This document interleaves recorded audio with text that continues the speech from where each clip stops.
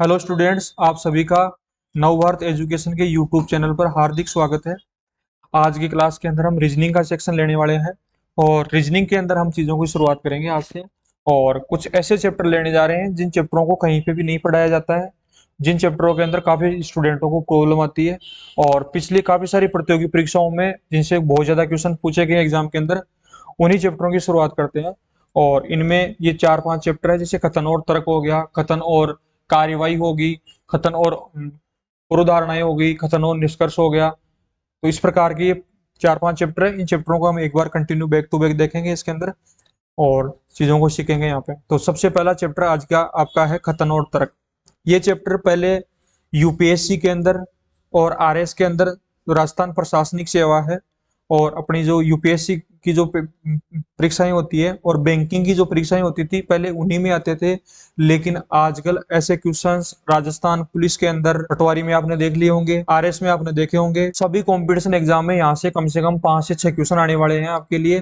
तो ये काफी ज्यादा इंपॉर्टेंट है और ये मेरा दावा है आपसे कि एक बार अगर आप अच्छे से इन चैप्टरों को देख लेते हो ना, मेरी क्लासों को, तो ऐसे चैप्टरों में कभी भी दिक्कत नहीं आएगी आपकी। और पुराने जो भी आप पहले एग्जाम दे चुके हो, अगर आपके क्वेश्चंस गलत भी हो गए हैं तो एक बार मेरे से पढ़ने के बाद में तुम दोबारा से उन क्वेश्चनों को हल करने की कोशिश करना।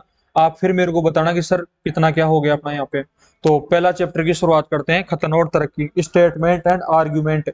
आर्ग्यूमेंट का मतलब तर्क होता है, स्टेटमेंट एंड तर्क। ऐसे प्रश्नों के अंदर आपको एक कथन दिया जाएगा और उसके आधार पर आपको कुछ तर्क दिए जाएंगे, जिनमें आपको कमजोर और प्रबल तर्कों की पहचान करनी है। कौन सा प्रबल तर्क है और कौन सा कमजोर तर्क है, इस प्रकार के क्वेश्चंस होते हैं यहाँ पे। तो सबसे पहले मैं कुछ बेसिक आपको यहाँ पे बताने वाला हूँ, जो ऑलरेडी मैं आपके लिए प्रिंटेड फॉर्मेट में लिख चुका हूँ यहाँ पे, जिसको मैं थोड़ा सा समझा देता हूँ, जिसके आधार पर आप प्रश्नों को सोल्व करेंगे इसके अंदर। तो देखो, किसी भी तर्क के मजबूत होने की निम्नलिखित शर्तें का होना अनिवार्य है, आवश्यक है।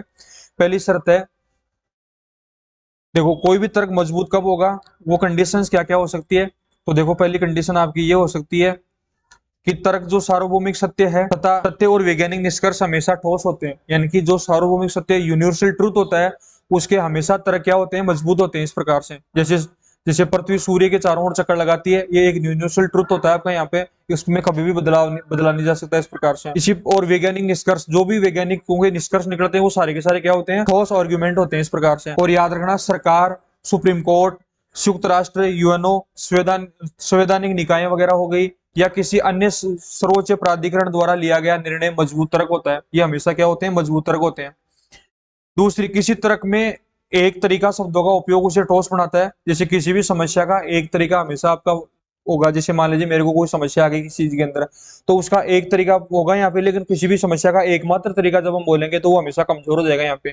क्योंकि कभी भी लाइफ में अगर समस्या आती है तो उसका एकमात्र कोई सोल्यूशन नहीं होता, सोल्यूशन हजार हो सकते हैं। इस प्रकार से अपनी दृष्टि पर डिपेंड करता है कि हम कैसे देख पाते हैं चीजों को। इस प्रकार से तो याद रखना, ये कुछ बातें हैं आपकी, जिनके आधार पर हम कथनों को क्या करेंगे, कमजोर और प्रबल बताएंगे। इस प्रकार से फिर किसी भी तर्क के कमजोर होने की क्या क्या शर्तें हैं। किसी भी तर्क में सिर्फ, केवल या एकमात्र, अगर ऐसे शब्दों का प्रयोग किया जाता है लगा हो, तो वे तर्क ठोस नहीं होते हैं। जैसे सिर्फ, जैसे ओनली हो गया आपका यहाँ पे, या आपका यहाँ पे एकमात्र हो गया, ऐसे शब्दों का अगर कहीं प्रयोग हुआ है तो वो तर्क हमेशा क्या होते हैं, वीक होते हैं। और कल्पना पर आधारित तर्क हमेशा ठोस नहीं होते हैं। जो इमेजिनेशन पर आधारित होते हैं वो तर्क हमेशा कमजोर होते हैं। तर्क जिनमें हम दो व्यक्तियों, संस्थाओं के बीच तुलना कर रहे हैं, वह हमेशा कमजोर होगा। जिन तर्कों में हम दो व्यक्तियों, संस्थाओं के बीच में तुलना करते हैं, वो तर्क हमेशा कमजोर होते हैं। याद रखना, दो अगर राष्ट्रों के बीच में भी आप तुलना करोगे तो वो हमेशा तर्क क्या होंगे, कमजोर होंगे। ये इंपॉर्टेंट बात है आपकी यहाँ पे। क्योंकि अगर आप अपने घर की स्थिति के अनुसार अगर किसी पड़ोसी से तुलना करोगे तो वो चीज भी आपके लिए सही नहीं है। इस प्रकार से, जैसे मान लीजिए किसी पड़ोसी के घर पे नई कार आ गई इस प्रकार से, और आप अपने पिताजी को बोलोगे पापा जी हमें भी कार चाहिए इस प्रकार से, तो हो सकता है उनके घर की स्थितियां कुछ और रहती होगी और आपके घर की और स्थितियां इस प्रकार से। तो एक अपनी जनरल भाषा में बोलते हैं ना, किसी की होड़ करने वाली बात है, तो वो नहीं होनी चाहिए ऐसी चीजों के अंदर आपके यहाँ पे। क्योंकि ऐसी चीजें फिर तर्क को क्या बनाती है, कमजोर बनाती है। इस प्रकार से तो हम क्वेश्चन नंबर, अब यहाँ पे क्वेश्चन नंबर 1 से लेना स्टार्ट करेंगे। देखो, जितने क्वेश्चन आप यहाँ पे देखोगे ना, उन्हीं से चीजें ज्यादा समझ में आएगी आपको यहाँ पे। तो पहला क्वेश्चन देखिए अब यहाँ पे आप। पहला क्वेश्चन, पहला तर्क कथन दिया हुआ है आपको, क्या हमें स्कूलों में यौन शिक्षा देनी चाहिए। आपको सबसे पहले कथन में दिया गया है कि क्या हमें स्कूलों में यौन शिक्षा देनी चाहिए। सेक्स एजुकेशन की बात आती है, आपने देखा होगा कि सेक्स एजुकेशन की जब बात आती है तो इस विषय में कोई भी खुल के बात नहीं करता। इस प्रकार से हमने इस प्रकार की कंडीशंस होते हैं यहाँ पे। तो इसमें सबसे पहला तर्क आपको दिया हुआ है, हाँ निश्चित ही सभी प्रगतिशील देश ऐसा करते हैं। अब यहाँ पे देखो इस प्रश्न के अंदर यहाँ पे किसी दूसरे देश से तुलना हो रही है। यहाँ पे इसने बोला गया है कि सभी प्रगतिशील देश ऐसा करते हैं, इसलिए हमें भी करना चाहिए। आपके यहाँ पे देखो हर एक देश की अपनी अपनी मजबूरियां होती है, इस प्रकार से अपनी अपनी धारणाएं होती है, अपने अपने विश्वास होते हैं, अपने अपने रूल्स होते हैं यहाँ पे। तो किसी दूसरे देश के रूल को देखकर अगर आप किसी काम को करते हो यहाँ पे, तो वो चीज हमेशा कभी भी प्रबल नहीं हो सकती, वो हमेशा कमजोर होगी यहाँ पे। तो प्रगतिशील दूसरे देश ऐसा करते हैं, वैसा देख के हम ये काम नहीं करते यहाँ पे। ऑलरेडी मैं बता चुका हूँ आपको यहाँ पे कि किसी दूसरे से अगर तुलना करते हैं तो वो हमेशा वीक होता है। तो ये आपका यहाँ पे वीक आर्गुमेंट, ये क्या हो जाएगा आपका यहाँ पे, ये आपका यहाँ पे कमजोर हो जाएगा इस प्रकार से। दूसरा, नहीं कम से कम सह शिक्षा वाले स्कूलों में नहीं। अब यहाँ पे बोला गया है कि जिन स्कूलों में लड़के और लड़कियां एक साथ बैठ के पढ़ते हैं, वहां पे सेक्स एजुकेशन नहीं देनी चाहिए। यहाँ पे आप खुद एक बार सोचिए कि जब सेक्स एजुकेशन देने की बात आ रही है यहाँ पे, तो वहां पे क्या आप लड़कियों को अलग ले जाके दोगे और लड़कों को अलग ले जाके दोगे यहाँ पे आप? तो ये कुछ चलने वाली बात थोड़ी होती है यहाँ पे। जब सेक्स एजुकेशन आप दे रहे हो तो क्यों दे रहे हो आप यहाँ पे? ताकि लड़के और लड़की के बीच में एक अंडरस्टैंडिंग विकसित हो, तभी तो ये काम करो यहाँ पे आप। अगर आप लड़के और लड़की जहाँ पे एक साथ पढ़ते हैं वहां पे सेक्स एजुकेशन नहीं, तो फिर सेक्स एजुकेशन का मतलब क्या निकलता है, आप ये देखिए सबसे पहले। इसलिए दूसरा आर्गुमेंट भी क्या हो जाता है यहाँ पे, वीक हो जाता है यहाँ पे। तो यहाँ पे जो ऑप्शन आपके सामने आने वाले हैं एग्जाम के अंदर, वो इस प्रकार से आएंगे। जैसे अगर पहला तर्क प्रबल है तो उत्तर ए दीजिए, दूसरा तर्क अगर प्रबल है तो उत्तर बी दीजिए, अगर पहला और दूसरा दोनों ही नहीं है तो आप सी दीजिए, और अगर मान लीजिए पहला और दूसरा दोनों प्रबल है तो आप डी दीजिए। तो यहाँ पे दोनों ही तर्क कमजोर है, इसलिए आपका आंसर क्या होगा बताओ, यहाँ पे सी होगा इस प्रकार से। तो इसके बाद उम्मीद करता हूँ आपको समझ में आ गया होगा। एक बार पूरी क्वेश्चन देखिए आप मेरे विश्वास पे, उसके बाद में तुम कोई भी बुक को प्रश्न देखना, आप कभी भी दिक्कत नहीं आएगी आपको इन चीजों के अंदर। यहाँ पे नंबर 2, और क्वेश्चन नंबर 2 में आपको दिया हुआ है, क्या उत्पादनों के विज्ञापनों पर रोक लगा देनी चाहिए? क्या उत्पादनों के विज्ञापनों पर रोक लगा देनी चाहिए, कि जो भी आप उत्पादन करते हो उसका जो एड करते हो मार्केट के अंदर, उस पर रोक लगा देनी चाहिए, उसकी बात हो रही है यहाँ पे। आपने देखा होगा जितने भी प्रोडक्ट बनते हैं मार्केट के अंदर, वो सबके लगभग लगभग ऐड होते हैं इस प्रकार से। और ऐड क्यों करते हैं यहाँ पे? वो ऐड इसलिए करते हैं क्योंकि विज्ञापन करने से क्या होता है, प्रोडक्ट के बारे में लोगों को जानकारी मिलती है, उसकी वजह से ही लोग प्रोडक्ट को खरीदते हैं इस प्रकार से। अब जिस प्रोडक्ट, जैसे मान लीजिए आपने कहीं फैक्ट्री लगाई और अगर आपने कोई प्रोडक्ट बनाया है, अगर उसके बारे में लोगों को पता ही नहीं है तो कैसे खरीदेंगे इस बात, इन चीजों को? इसलिए प्रोडक्ट के बारे में विज्ञापन करना जरूरी है।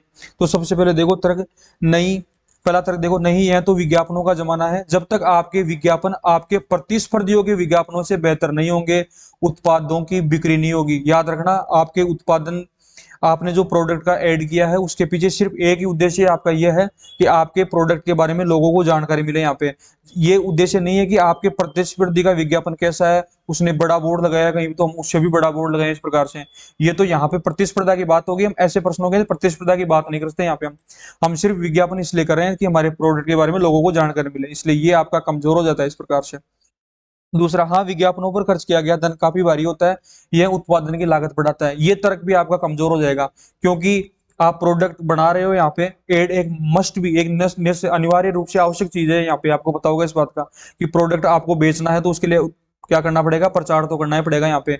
इसलिए यहाँ पे दूसरा तर्क भी क्या हो जाता है, कमजोर हो जाता है। यहाँ पे उत्पादन की लागत बढ़ाता है, लागत तो बढ़ेगी आपकी यहाँ पे, और वो तो हमेशा होता है, आपने जनरली देखा होगा इस प्रकार से। इस धारणा को हम चेंज भी नहीं कर सकते इस प्रकार से। तो हम, ऐसा नहीं है कि अगर लागत बढ़ती है तो हम प्रोडक्ट का विज्ञापन नहीं कर प्रकार, तो फिर प्रोडक्ट बनाई क्यों रहे हैं जब विज्ञापन नहीं कर पा रहे थे चीजों का, फिर बिकेगा कैसे इस प्रकार से?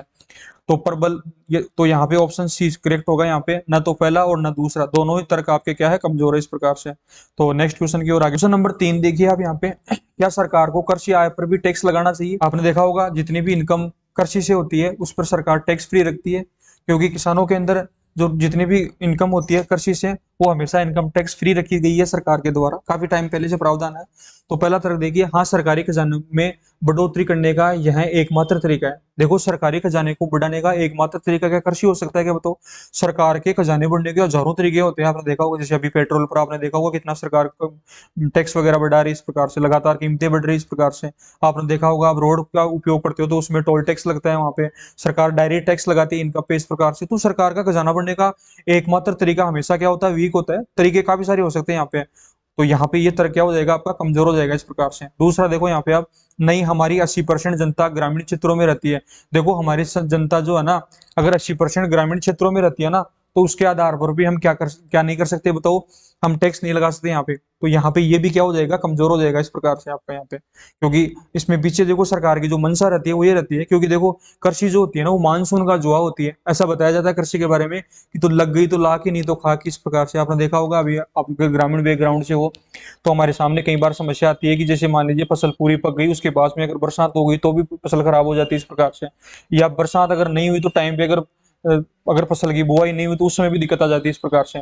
तो हम 10-80% जनता ग्रामीण होने से हम क्या कर सकते हैं, टैक्स नहीं लगा सकते इस प्रकार से। तो दोनों ही तरह क्या हो जाएंगे आपके यहाँ पे कमजोर, यानी कि न तो पहला और न दूसरा प्रबल आपका यहाँ पे। तो ऑप्शन सी आपका यहाँ पे क्या होगा, करेक्ट होगा इस प्रकार। नेक्स्ट क्वेश्चन आपको दिया हुआ है, क्या महत्वपूर्ण राष्ट्रीय नेताओं के निधन पर सार्वजनिक छुट्टी की घोषणा की जानी चाहिए? पहला तर्क, नहीं, ऐसे गैर नियोजित अवकाश राष्ट्रीय प्रगति को बाधित करते हैं। आपने देखा होगा जनरली, आपने देखा होगा कि कई बार जब भी कोई नेता वगैरह की मृत्यु होती है तो उस समय राजकीय अवकाश वगैरह घोषित करना या छुट्टी वगैरह करना, ये चीजें के बारे में बताया गया आपको यहाँ पे। और पहला तरह है, नहीं, ऐसे गैर नियोजित अवकाश अवकाश राष्ट्रीय प्रगति को बाधित करते हैं। बिल्कुल साहब, राष्ट्रीय प्रगति को बाधित करते हैं। अगर आप इस प्रकार के, अगर जैसे मान लीजिए साल के अंदर 10 या 20 नेता अगर ऐसे गुजर गए इस प्रकार से, और हर बार अगर आप ऐसी छुट्टियां करोगे इस प्रकार से, तो आपने देखा होगा कितना सरकारी कार्य बाधित होता है इस प्रकार से। जैसे स्कूलों का वैसे ही वर्किंग टाइम कम होता है, और ऐसे अगर नेता वगैरह मरते हैं तो उसकी वजह से क्या होता है, स्कूलों का प्रॉपर टाइम नहीं पल पाता, इससे सिलेबस टाइम पे पूरा नहीं होगा इस प्रकार से। या बैंकिंग सेक्टर के अंदर आप देखोगे कि तो बैंकों के अंदर काम टाइम पे वैसे ही पूरा नहीं होता है और फिर ऐसी दिक्कत आएगी। तो ये गैर नियोजित अवकाश है, इससे कोई वो चीजें निकलता नहीं है इस प्रकार से, इनका कोई मतलब बड़ी बात है नहीं यहाँ पे। जैसे कोई नेता वगैरह मर गया तो इससे आम जन को कोई खास फर्क नहीं पड़ता इस बात का यहाँ पे। तो यहाँ पे पहला तरह क्या हो जाएगा, यहाँ पे मजबूत हो जाएगा इस प्रकार से, बिल्कुल राष्ट्रीय प्रगति में बाधा डालते हैं। दूसरा, हाँ, लोग दिवंगत आत्मा को अपनी श्रद्धांजलि देना चाहेंगे इस प्रकार से। देखो यहाँ पे जो है ना, दूसरा तर्क आपका कमजोर हो जाएगा, क्योंकि जैसे जनरली आपने देखा होगा जैसे 2 अक्टूबर को महात्मा गांधी जयंती आती है, उसमें से हमें से कितने लोग हैं उसको श्रद्धांजलि देना चाहते हैं इस प्रकार से, कोई नहीं देता इस प्रकार से। जनरली देखा होगा लोग तो अपने परिवार वालों को, जो दादा परदादा, उसको ही भूल जाते हैं। तो ये तो दिवंगत आत्माओं की इनकी बात हो रही है यहाँ पे। तो दूसरा तर्क क्या हो जाएगा आपका, कमजोर हो जाएगा इस प्रकार से।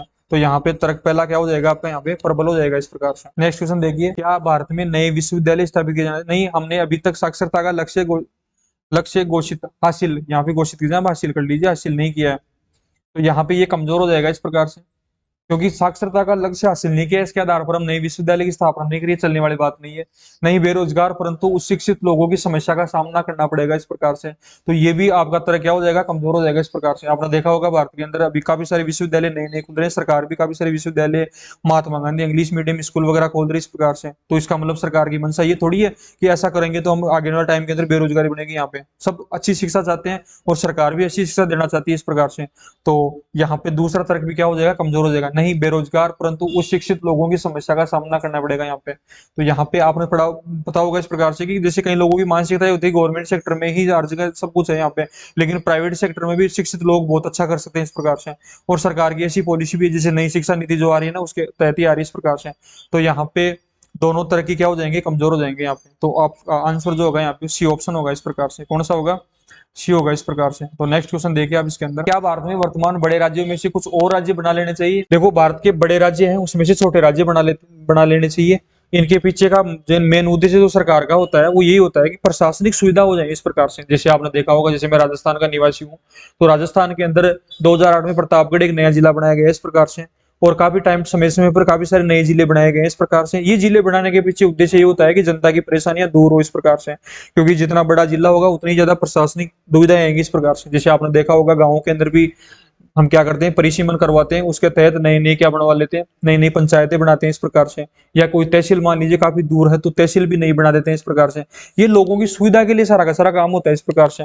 तो पहला तरह का, हाँ, इससे प्रशासनिक सुविधा हो जाएगी, हाँ बिल्कुल साहब, प्रशासनिक सुविधा हो, इससे यहाँ पे एडमिनिस्ट्रेशन जो लोड है ना वो भी कम हो जाएगा इस प्रकार से। जैसे मान लीजिए एक जिले का पूरा का 12 एक कलेक्टर वो होता है, अगर एक जिले खूब बड़ा होगा, जनसंख्या ज्यादा होगी, तो उस समय उसको सारे के सारे काम देखने पड़ेंगे इस प्रकार से।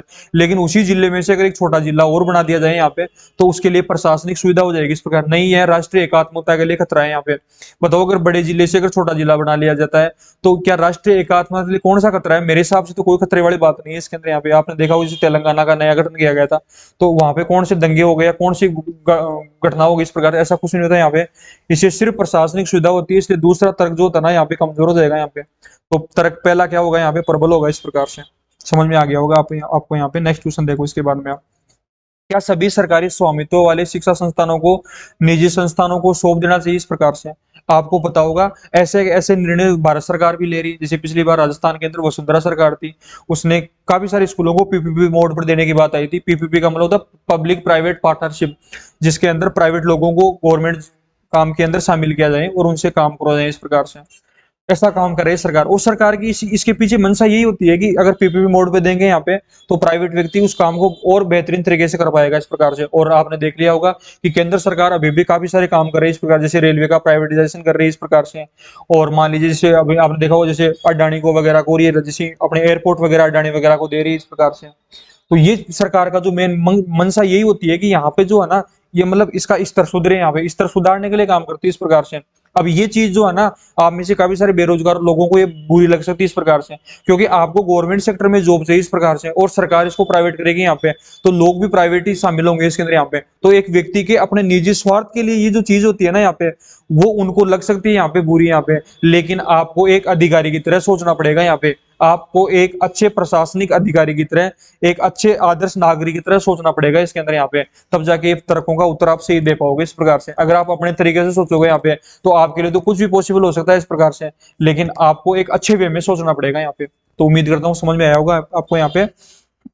तो क्या सभी सरकारी स्वामित्व वाले शिक्षा संस्थानों को निजी संस्थानों को सौंप देना चाहिए? यहाँ पे तो पहला है हाँ, इन संस्थानों के शिक्षा स्तर में सुधार होगा, बिल्कुल साफ सुधार होगा यहाँ पे, तभी तो सरकार काम करे इस प्रकार से। और मैंने पहले ही बता दिया कि सरकार के जो फैसले होते हैं, सुप्रीम कोर्ट के फैसले होते हैं, उनको कभी भी आप कमजोर नहीं बता सकते यहाँ पे आप। जैसे राजस्थान, जैसे केंद्र सरकार, नरेंद्र मोदी सरकार ने जयपुर एयरपोर्ट को अडानी को दे दिया 50 सालों के लिए यहाँ पे, तो तुम्हारी नजर में वो गलत हो सकता है यहाँ पे, लेकिन सरकार के पास में काफी बड़े बड़े आईएएस लेवल के अधिकारी होते हैं, उनके पास सचिव बैठते हैं, उनके सलाहकार होते हैं, वो सब मिलकर फैसला लेते हैं यहाँ पे, किसी एक व्यक्ति के दिमाग का फैसला नहीं होता ये वाली चीजें यहाँ पे। दूसरा, हाँ, इन संस्थानों का शिक्षा स्तर गिरेगा, साहब गिरेगा नहीं, यहाँ पे सुधारने की बात कर रहे हैं हम यहाँ पे, क्योंकि गिरेगा तो सरकार क्यों निजी हाथों में सौंपेगी इसके अंदर। तो यहाँ पे जो आपका तर्क पहला है वही प्रबल होगा इस प्रकार से। उम्मीद करता हूँ बात पूरी पूरी समझ में आ गई होगी आपको। फिर भी अगर तुम्हारा ये लगे ना यहाँ पे कि सर इसके अंदर ये हो सकता है, तो कमेंट कर दीजिए, मैं अगले वीडियो में उसका जवाब दे दूंगा आपको इसके अंदर। उसके बाद में हम नेक्स्ट क्वेश्चन की ओर आगे बढ़ते हैं। क्या संयुक्त राष्ट्र जैसे संगठनों को समाप्त कर देना चाहिए?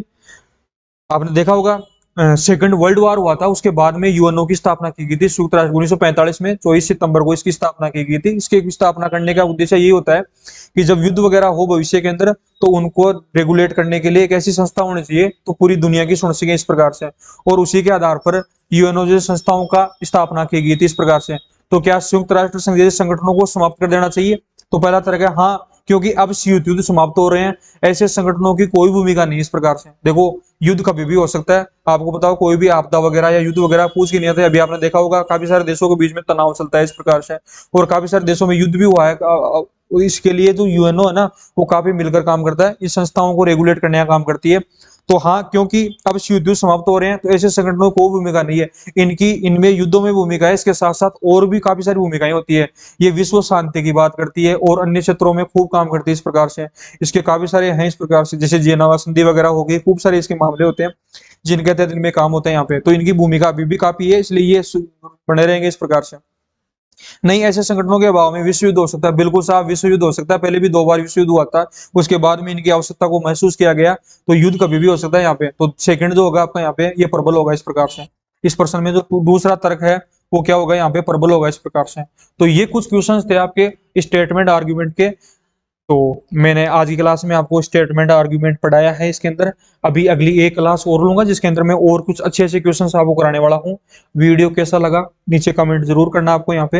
अगर वीडियो अच्छा लगा है तो इस वीडियो को लाइक कीजिए, शेयर कीजिए और चैनल को सब्सक्राइब कीजिए। और याद रखना, अगर आप चैनल को अगर जितनी ज्यादा ग्रोथ दिलाओगे ना, उतना ही आपके लिए हम अच्छा करेंगे इस प्रकार से। और याद रखना, अगर एक बार आप हमसे पढ़ लेते हो ना अच्छे से, तो उसके बाद में कभी भी आपको दिक्कत नहीं आने वाली इन चीजों के अंदर यहाँ पे। आप उसके बाद में तुम कोई भी किताब का कोई भी क्वेश्चन इजीली हल कर पाओगे यहाँ पे आप। उसके बाद में मैं भी आपको पीडीएफ प्रोवाइड करवाऊंगा इसके अंदर। तो उसके बाद में नेक्स्ट वीडियो में मिलेंगे।